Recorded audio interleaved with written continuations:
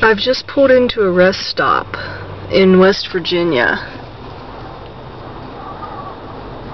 and there's an eerie sound of wind blowing around my car.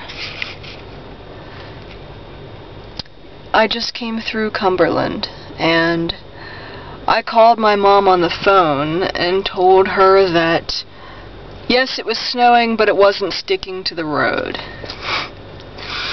Right after I hung up the phone, I must have gone right under the red spot on the weather map, because all of a sudden it was white out, there was snow everywhere, I couldn't see, and the road was covered in snow, and it was frozen, and I had to go really, really slowly and stay behind someone whose blinkers were flashing, and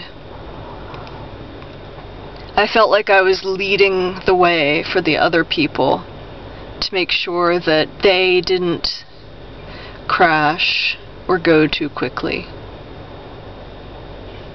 And I set the pace. But now I'm here. And I'm hungry, but I'm a little too sick. I don't think I can eat anything.